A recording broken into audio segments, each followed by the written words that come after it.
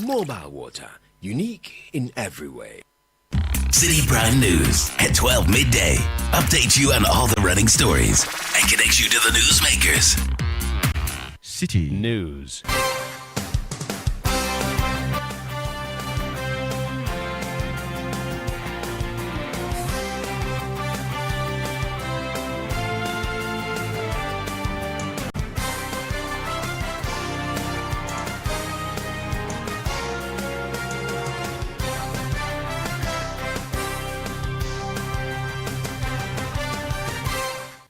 It's midday. Hello, good afternoon to you and welcome to the Citi Prime News on 97.3 Citi FM. The news is live from our studios at number 11 Dr. Martin Loop in Adabraka, Accra. We are also live on all affiliates across the 16 regions of the country.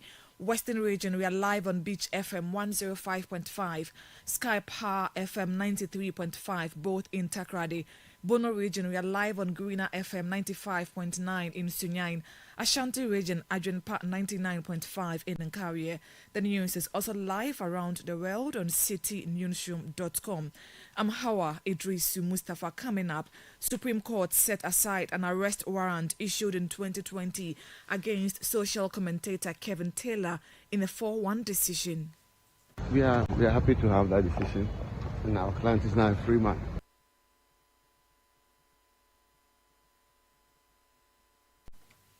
Also coming up.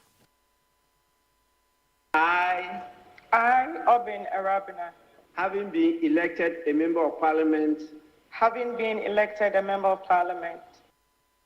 Speaker of Parliament swears in Ablekuma North MP Arabina Obin despite a walkout by the minority caucus.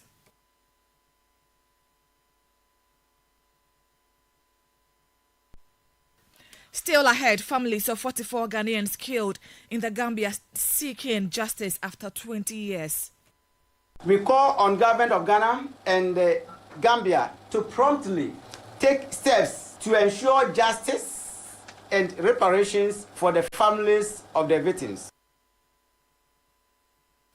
And later, Black Queens of Ghana to face host nation Morocco in ongoing Women's AFCON semi-final clash. Middle into Seo Pasenwe, strike a goal, and Banyana double their lead. 2 goals in a matter of minutes. All that and more on Citi Prime News, which is also live in the Volta region. We are live on Heritage FM 107.3 in Hohoi, Freedom FM 88.1 in Sogakope, Northern Region. We are live on Radio Gaki 88.3 in Saboba, Upper East Quality FM 88.7 in Garu, and Northeast Region. We are live on Nobia FM 98.1 in Nalerigo.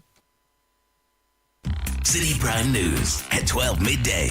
Updates you on all the running stories and connects you to the newsmakers. Thank you for choosing us. Now, the Speaker of Parliament, Alban Bagbin, has sworn in Arabina Obin as the Member of Parliament for Ablekuma North. Now, Madam Obin secured victory after the Electoral Commission conducted a rerun in 19 polling stations. The initial December 2024 contest ended in a stalemate following allegations of irregularities and the decision of unauthenticated pink sheet, which led to the EC to withhold a final declaration. In the rerun, NDC's Arabina Obin polled 34,090 votes, while NPP's Ekia Efriye garnered 33,881. Ahead of the swearing-in, the Minority Caucus staged a walkout. Here is Minority Chief Whip Frank Anodompre. Order 5 is not in ambiguity, it's clear. And those powers of the Speaker cannot be challenged by the Majority Leader. Speaker, I seek your leave to make a plenary comment, and then I think we can go ahead and do the swearing-in. Speaker, I'm at your discretion, and I seek your blessing as the father of this House to give me the opportunity to make a short comment.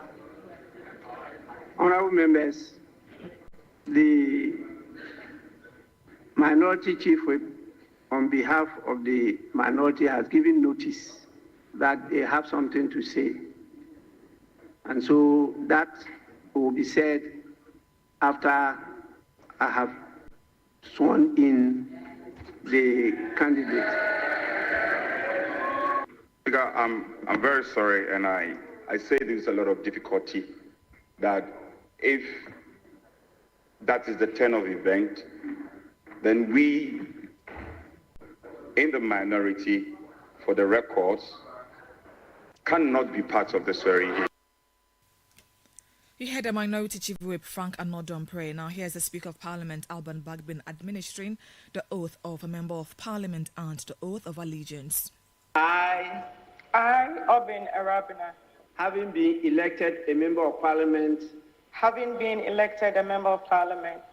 do in the name of the Almighty God swear that I will bear true faith and allegiance to the Republic of Ghana, that I will bear true faith and allegiance to the Republic of Ghana, as by law established, that I will uphold, preserve, protect, and defend the Constitution of the Republic of Ghana, and defend the Constitution of the Republic of Ghana, and that I will faithfully and conscientiously discharge the duties of a Member of Parliament. So help me God. He had Speaker of Parliament Alban Bagbin. Now, Acting Deputy Chief Executive in charge of Engineering Operations and Technical at the B-Power Authority, Samuel Nimako Boatin, is calling for stronger and more decisive action against illegal mining activities within the dam's catchment area. He warns that such activities pose a serious threat to the structural integrity and long-term sustainability of the dam. Now, Mr. Nimako Boatin made the appeal during a familiarization visit by the commander of the Ghana Air Force, Air Vice Marshal Eric Ajin Frimpong, to the B-Power Authority's facility in the Banda district of the Bono region.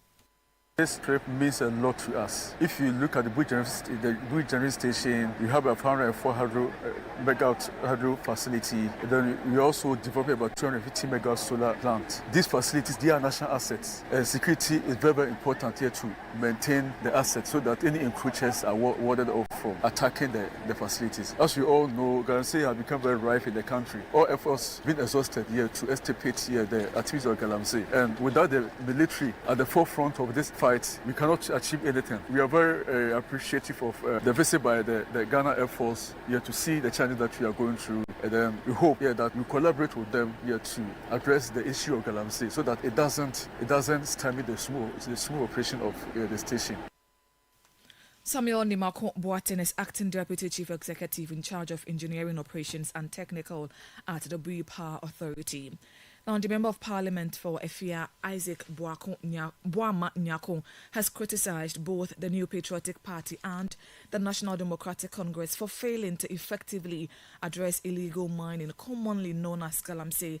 His comments follow a recent ultimatum by the Ministry of Land and Natural Resources to 962 small-scale mining license holders, warning them to rectify identified irregularities within 2 weeks or risk losing their permit. Speaking on Channel 1 TV's Breakfast Daily Show, Isaac Boama Nyako expressed concern over the spread of illegal mining into urban areas, suggesting it reflects a worsening national grip on the crisis. But my information suggests that my closest neighbors, like Eskado Ketan and then the Sekendi areas, are all beginning to see the operations of illegal mining. These were matters we were hearing in the deep forest, Takwa and its environs. Now they are in the city, in Sekendi. And in Eskado Ketan. And the data is showing it will come out very soon. That's dangerous. Extremely. We are losing this whole fight. And government is not showing us that leadership. If you talk from where I come from, you will say we are doing politics. What did we do at our time? We also failed. Nana Akufo-Addo started the fight. He saw that he was losing political advantage. We recoiled it into small-scale mining, and we failed. So community mining. Community mining, we failed. Now a government has come, there's a lot of expectations from the public, from civil society organizations, and the government has failed woefully. That was MP for Efia, Isaac Boama Nyako. Meanwhile, the Member of Parliament for Southern Maxwell Lukoto has stressed the need for a more balanced approach, one that clamps down on illegal mining while promoting and supporting legitimate small-scale operations. It depends. You see, the whole thing is a dicey thing. Right. It's a very dicey thing. It is bread and butter issue. Somebody's bread and butter. That is why I say that we are looking for ways to ameliorate the situation and make sure that we have alternate means of livelihood for some of these people, because they are still Ghanaians. And mining has been with us from time immemorial, and it will continue to be there. It is the irresponsible one that we are talking about. So once we face out the irresponsible one, people will continue to mine. Like I said, we went to Newmont and other places. The amount of money they make from mining is not a joke. And so we cannot say that everybody go to sleep, nobody should mine. But we have to make sure that they do it responsibly. Right. And so that is what we are doing. So Maxwell Lukoto is MP for Southton in the Volta region. The Supreme Court has nullified a 2020 bench warrant issued by Justice Eric Chebafor against US-based Ghanaian broadcaster Kevin Taylor, citing fundamental procedural errors that rendered the order invalid. In a 4-1 majority decision, the Apex Court ruled that the warrant linked to a contempt case dormant for years was flawed from inception. The ruling marks a significant legal development in a case that recently resurfaced amid renewed political interest and speculation about Mr. Taylor's alleged presence in Ghana. Kevin Taylor was present in court for the ruling, ending days of uncertainty over whether he had re-entered the country. Addressing the media shortly after proceedings, lead counsel Peter Okujoto welcomed the decision, stating that the ruling reaffirms the legal principle that a flawed judicial decision can be challenged at any time. We are happy to have that decision, and our client is now a free man. There was an issue about why it took you that long time before eventually having this done today. Yeah, the authorities are clear that when the decision is a nullity, it can be quashed anytime. So there's even the case of Cable Metal versus Barclays Bank, where the decision was quashed 9 years on. Peter Okujoto is lawyer for Kevin Taylor. The Minister of Government Communications, Phyllis Kwachiofosu, has explained that the delay in prosecuting individuals implicated in the National Cathedral scandal is due to the need for a forensic audit. There has been growing public pressure for accountability in the handling of funds allocated to the stalled project. Speaking on the Citi Breakfast Show, Mr. Kwachiofosu noted that while reports of financial mismanagement have surfaced, concrete legal action can only follow a comprehensive forensic investigation. The remit of the audit report is such that Deloitte could not have pointed accusing fingers. What they did was to establish facts that, for instance, this law had been breached, that law had been breached, this amount is unaccounted for, and what have you. It is a forensic audit that would then delve into how those breaches were occasioned or whose responsibility it was that the irregularities were recorded. And these are vastly experienced people at the National Cathedral Secretariat. Indeed, some of them have supervised mega projects in their own churches, and so they should be aware clearly how these things happen. Again, how can a member of parliament, for instance, Honorable Kennedy Osenyako, who has been around for quite some time, and I'm sure has seen an audit report or two, come to the conclusion that merely because specific names are not mentioned in the report, then somebody has been cleared? I find that very difficult to accept. Phyllis Kwachiofosu further added that an audit is currently underway into possible double payment and inflated road contract cost under previous administrations, with details expected to be addressed by the roads minister during the government accountability series. Tomorrow, the Lands and Natural Resources Minister will be there. Then on Thursday, the Finance Minister will go to Parliament to present the media budget. But that one has to percolate a bit, so we won't do it on Friday. But on Monday, the Attorney General will come and give a briefing on oral. And then next week, Wednesday, Friday, other ministers will come. So eventually, the roads minister will come and he will give a full briefing about his sector.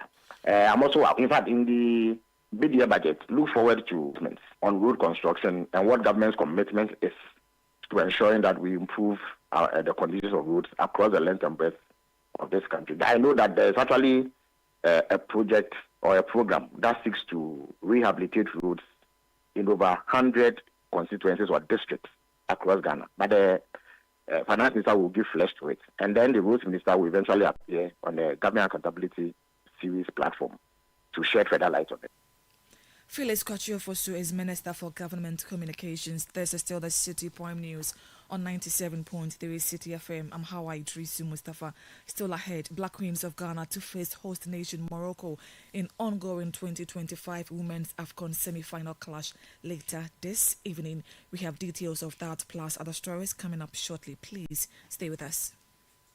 Citi Prime News at 12 midday. Update you on all the running stories and connects you to the newsmakers. Are you a student in Ghana? Are you 11 to 15 years old? Are you ready to write, think, and analyze your way into hearts and minds and straight to the top? Then it's time for you to get ready for the Literacy Challenge 2025. For level 1, this year's big essay topic is, in not less than 600 words, discuss the effects of climate change on agriculture in Ghana. What challenges do these effects create for individuals, families, communities, and the nation? Suggest practical solutions to help all Ghanaians mitigate these challenges. Your essay must be in your own handwriting. It must be endorsed by a parent or a guardian. Add your full contact details. Deadline, Saturday, 26 July 2025. Submit entries to the front desk of Channel 1 TV or Citi FM, or mail to P.O. Box GP 14123 across Central. If you make it to level 2 and go on to win level 3, you will win 10,000 Ghana cedis cash, a glitzy trophy, and bragging rights as the most outstanding all-round student in Ghana. So, get writing and show the nation what you've got. For more details, call 0205-973-973. The Literacy Challenge 2025 is powered by Citi FM, supported by Channel 1 TV, and is sponsored by Belmu and GB Assessment.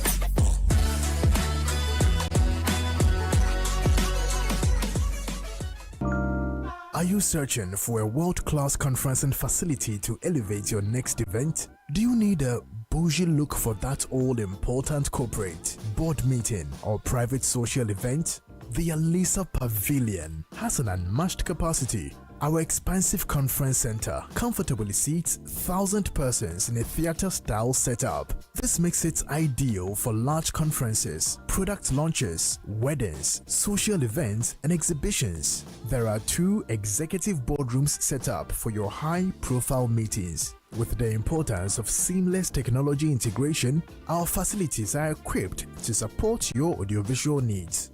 Looking for an oasis of bliss? Saunter into our Oasis Lounge and Bistro on Thursdays for Thirsty Thursday, while you enjoy a whopping 15% discount. Make a date for Saturday Barbecue, where we have alfresco dining for nature lovers in our lush manicured lawns, while you savor lip-smacking dishes. The Alisa Hotel Pavilion, where great minds convene and beautiful memories are created. Alisa Hotels, our Aquaba means more than just welcome. Citi Prime News at 12 midday. Update you on all the running stories and connects you to the newsmakers. Yeah, welcome back. The Association of Families of the 44 Ghanaians unlawfully killed in the Gambia 2 decades ago say they are yet to receive justice or compensation for the loss of their loved ones. This was revealed at a press conference marking the 20th anniversary of the killings, which occurred in July 2005, an incident widely regarded as one of the darkest chapters in Ghana's recent history. Spokesperson for the association, Emmanuel Gershon Odro-Mensah, expressed deep disappointment over the lack of accountability, stressing that despite the unlawful and tragic nature of the killings, justice has still not been served. He called on the government and international bodies to take urgent action to ensure fairness, restore trust, and bring a sense of closure to the affected families. The need for accountability and reparation is essential to restoring the trust that families of the victims have in our governments and institutions. Addressing these issues can help foster a culture of responsibility and fairness in our societies, where everyone, regardless of their status, feels valued and protected. We call on government of Ghana and Gambia to promptly take steps to ensure justice and reparations for the families of the victims. This involves a comprehensive and impartial investigation into the events leading to the killings, to pursuit of law action against those accountable for the death, that's the Ajame and his team, sufficient compensation and reparations for the families of the victims. You heard the spokesperson for the Association of Families of Victims in the killings in the Gambia 2 decades ago, Emmanuel Gershon Odro Mensam. Now, calm is gradually returning to Nkwanta following days of unrest, with some shops and businesses cautiously reopening as residents attempt to resume normal life. Despite the improved situation, schools across the municipality remain closed and academic activity is yet to resume. However, a teacher in one of the senior high schools in the area who spoke on condition of anonymity told Citi News that preparations have been made for final year students ahead of the WASI. He said efforts are in place to ensure the candidates are not disadvantaged despite the closure. Has disturbed school activities or teaching activities. Some students have to join our sister schools like Kasek, Dodipapasi Senior High, Pastor Technical Senior High, then and others, and they are learning over there. I think this morning we had a communique from management of our school that we, the front row students, are to converge at Nkwanta Senior High Secondary School to prepare towards the WASI. And the teachers who are teaching them are also supposed to come there to help them in teaching towards the WASI. I think that is so far, that is the preparation towards the examination. But the first years and then the second year, for now we have not heard anything. So they are still at either they are in a house or they have joined sister school. That was a teacher from one of the senior high schools in Nkwanta due to the unrest in the community, speaking on condition of anonymity. The Rotational Nurses and Midwives Association says it will stage a demonstration at the Ministry of Health on Wednesday, July 30, over 10 months of unpaid allowances and the delay in securing financial clearance for its members. The group had earlier suspended a planned protest on June 2 following assurances from the ministry that payment would be made. Speaking to Citi News, however, President of the association, Ebenezer Boatin, lamented the continued neglect of over 40,000 rotational nurses and midwives, warning that the situation is worsening. We want to have this demonstration exercise on Wednesday, 30th July. Why is it that our colleagues receive their allowances on monthly basis and we have to wait for almost 2 years before we receive allowances should have been paid on monthly basis? Now, we feel ashamed to live among our peers. We feel ashamed to be in our communities because some of us, we've gone to borrow from around us and then they are on us, coming for their monies, and we don't have the money anywhere to give them. The only hope we have is this allowance, and they haven't even cleared us yet, not to talk of receiving it. So we are packing our tools, our bags, and our baggages. We are joining them at the Ministry of Health. So on the day when we come for the demonstration, we will not leave. We will be there with them. We will remain at the ministry. They can close, they can go to their house and enjoy their night. They will come back in the morning and meet us still at the ministry. We will be there. If the rains will beat us, we will be there. If the sun will scorch, we will be there. If we will die under the sun, we will die there, so that our families will know that we went to collect our monies and this happened. President of the Rotational Nurses and Midwives Association, Ebenezer Boatin. Now, the Member of Parliament for Ikuapem South and a member of the Parliamentary Select Committee on Sport, Laurentia Juonu, has thrown her support behind the Black Queens to win the 2024 CAF Women's Africa Cup of Nations.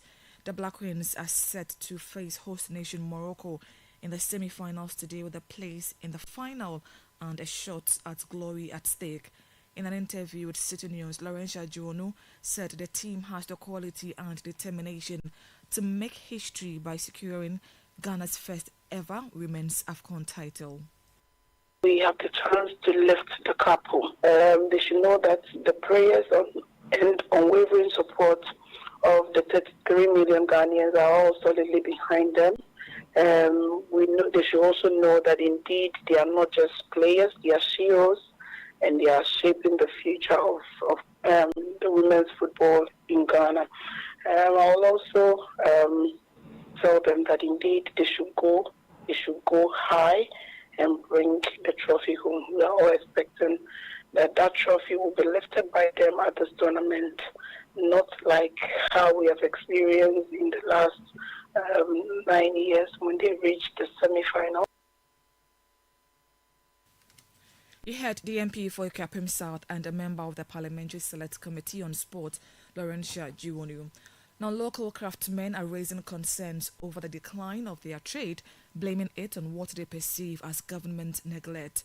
In this report, Ejibi Uyafe Akenten delves into the world of cane workers in the creative industry, shedding light on their crafts and the challenges threatening their livelihoods.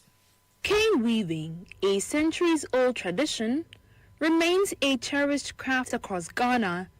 From design to execution, these skilled craftsmen have long upheld the nation's cultural identity through locally inspired creations.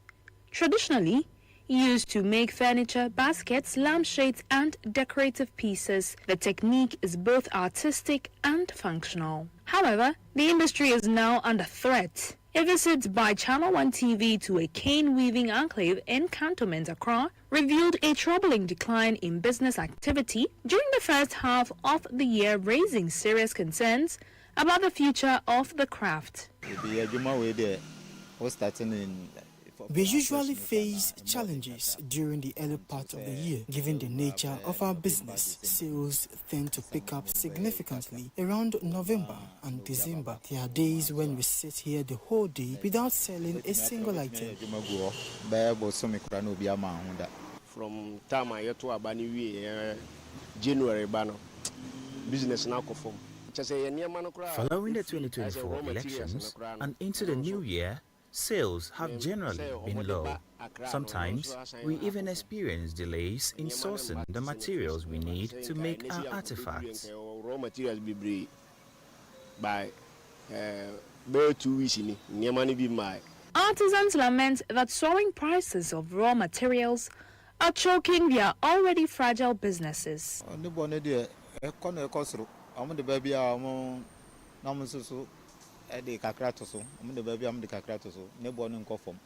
Started from last year on the year was ABCDC. The prices of raw materials are at an all-time high. Last year, I bought cane for 450 cedis. The price has remained the same with no reduction, even though the dollar has fallen.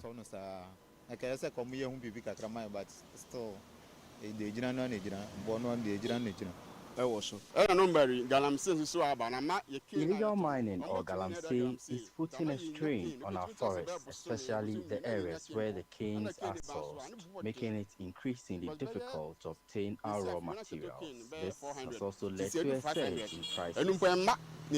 Francis Opunijan, General Secretary of the Cane Weavers Association, says the craft is steadily losing value due to a lack of government attention and investment.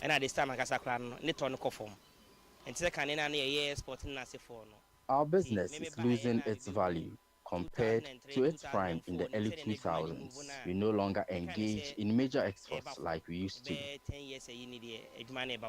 They also criticized the dilapidated condition of their workspace, noting that for more than a decade, authorities have failed to provide a proper facility for the operations. The weavers are appealing for a safe and economically supportive site to help grow their trade.